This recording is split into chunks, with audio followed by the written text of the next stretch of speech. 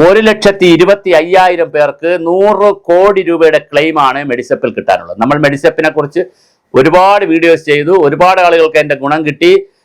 രണ്ടാം ഘട്ട മെഡിസെപ്പാണ് വളരെ ഗുരുതരമായ ഉടായ്പിലേക്ക് പോയിരിക്കുന്നത്. 1,25,000 പേർക്കാണ് അവർ ക്ലെയിം ചെയ്തിട്ടുള്ള 100 കോടി രൂപ കിട്ടാതിരിക്കുന്നത്. പലർക്കും പകുതി പൈസയാണ് കിട്ടുന്നത്. ഇതിന്റെ നോഡൽ ഓഫീസർമാർ 200 പേരുണ്ട് സംസ്ഥാനത്ത്. അവരെ വിളിച്ചാൽ ഫോൺ നമ്പർ എടുക്കത്തില്ല. സൈറ്റിൽ അവരെ നമ്പർ കൊടുത്തിരിക്കുന്നത് അവസാനത്തെ 4 അക്കം മാത്രമേ ഉള്ളൂ, ബാക്കിയെല്ലാം മാസ്ക് ചെയ്തിരിക്കുകയാണ്. അപ്പൊ അവരെ ഡയറക്റ്റ് വിളിക്കാൻ പറ്റത്തില്ല. ഇനി ആരെങ്കിലും അറിഞ്ഞ് വിളിച്ചാൽ തന്നെ അവർ ഫോൺ എടുക്കുന്നില്ല. വളരെ ഗുരുതരമായ പ്രതിസന്ധിയാണ് മെഡിസെപ്പിലുള്ളത്. ഇത് അതുപോലെ തന്നെ പകുതി പൈസയാണ് പലർക്കും ക്ലെയിം ചെയ്ത് കിട്ടുന്നത്, പലർക്കും പൈസ കിട്ടുന്നുമില്ല. ഇതിന്റെ ആപ്ലിക്കേഷൻ സൈറ്റിൽ കയറുന്ന ആപ്പ് ഡൗൺ ആണ്, പലപ്പോഴും ഇത് ക്ലെയിം ചെയ്യാൻ പറ്റുന്നില്ല.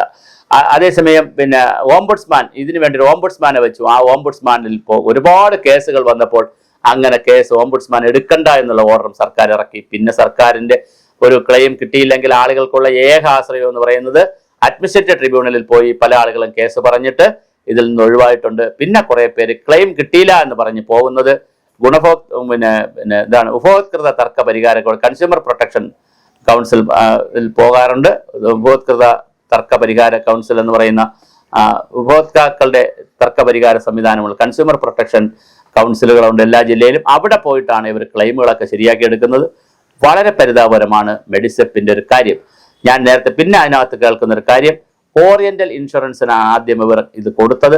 പക്ഷെ ആ ഇൻഷുറൻസ് കമ്പനി വേറെ 2 പ്രൈവറ്റ് ഇൻഷുറൻസ് കമ്പനികൾക്ക് ഡേറ്റ കംപ്ലീറ്റ് കൊടുത്തിട്ടുണ്ട്. അപ്പോൾ ഒരു 40 ലക്ഷം വരുന്ന 36 ലക്ഷത്തിന് 40 ലക്ഷത്തിന് ഇടയ്ക്ക് വരുന്ന മെഡിസെപ്പിൽ അംഗങ്ങളായിട്ടുള്ളവരുടെ ഡേറ്റ വളരെ കൃത്യമായി, കാരണം അവർ ക്ലെയിം ചെയ്യുമ്പോൾ സ്വാഭാവികമായിട്ട് അവരുടെ അസുഖങ്ങൾ, അവരുടെ പ്രായം, എല്ലാ ഡീറ്റെയിൽസും അപ്ലോഡ് ചെയ്ത് കിട്ടുന്നതുകൊണ്ട് കമ്പനിക്ക് ആ ഡീറ്റെയിൽസ് കിട്ടും. കമ്പനിക്ക് കോടാനുകോടി രൂപയ്ക്ക് ആ ഡേറ്റ മറ്റ് രാജ്യങ്ങളിലുള്ള ഫാർമസ്യൂട്ടിക്കൽ കമ്പനികൾക്കും മറ്റ് കമ്പനികൾക്കും വിൽക്കാൻ കഴിയും. ഏത് ടൈപ്പിലുള്ള അസുഖമാണ് കേരളത്തിൽ കൂടുതൽ വരുന്നത്, അപ്പോൾ അതിന് ഏത് മരുന്നാണ് വിദേശത്തൊക്കെ ഇരിക്കുന്ന ഫാർമസ്യൂട്ടിക്കൽസിന് കണ്ടുപിടിക്കേണ്ടി വരുന്നതെന്ന് വളരെ കൃത്യമായി പറയാൻ പറ്റുന്ന ഡേറ്റ ഇവിടെ നിന്ന് കയറിപ്പോകും.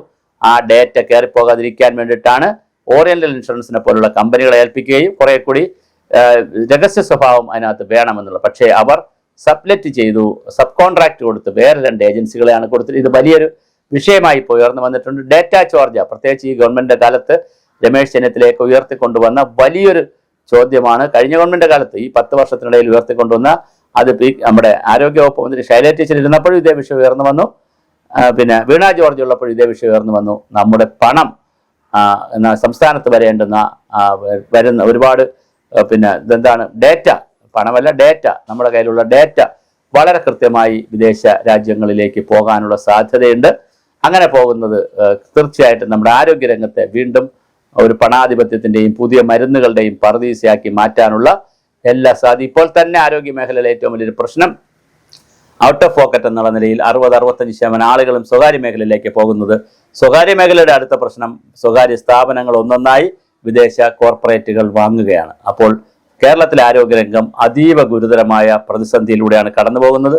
ഒരു വശത്ത് സ്വകാര്യ ആശുപത്രികൾ കൂണുപോലെ വരുന്നു, അവർ വന്നോട്ടെ. പക്ഷേ വരുമ്പോൾ ആ സ്വകാര്യ ആശുപത്രികൾ മൾട്ടിനാഷണൽ കമ്പനികളും കോർപ്പറേറ്റുകളും വാങ്ങി അവരുടെ ഷെയർ കൊണ്ടുവന്നുകൊണ്ട് വലിയ ചികിത്സാ ചെലവ് സാധാരണ മനുഷ്യർക്ക് കൊടുക്കുന്ന ഒരു സംസ്ഥാനമാക്കി കേരളത്തെ മാറ്റിയിട്ടുണ്ട്.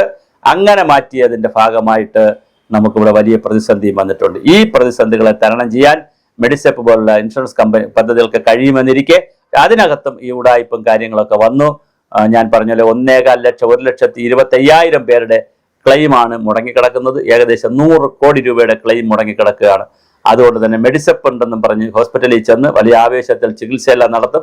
ഡോക്ടർ ആ ടെസ്റ്റ് നടത്തട്ടെ, ഈ ടെസ്റ്റ് നടത്തട്ടെ, ആ ഓപ്പറേഷൻ നടത്തട്ടെ, എല്ലാം ചെയ്തോളാൻ പറയും.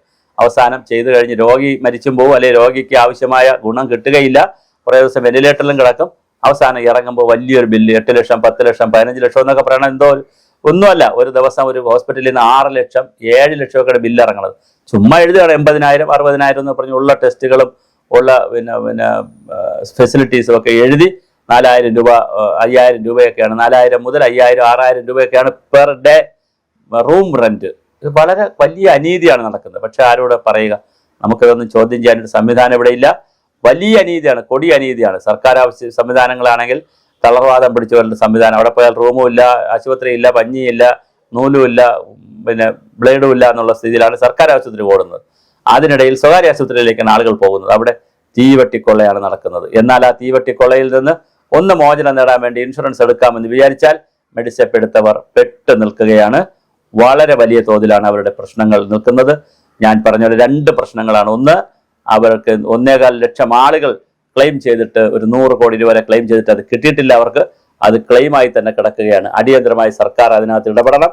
അതുപോലെ തന്നെ ഡേറ്റ, ഞാൻ ഈ പറഞ്ഞ പോലെ സ്വകാര്യ ഏജൻസികൾക്കും സ്വകാര്യ ഇൻഷുറൻസ് കമ്പനികൾക്കും ഡേറ്റ പോകുന്നത് തടയാനുള്ള, ഡേറ്റ ചോർച്ച തടയാനുള്ള പ്രവർത്തനങ്ങളും ഗവൺമെന്റ് ആലോചിക്കണം. ഇതെന്തായാലും മെഡിസെപ്പ് എന്ന് പറയുന്നത് ഒരു ഇൻഷുറൻസ് സ്കീമാണ്.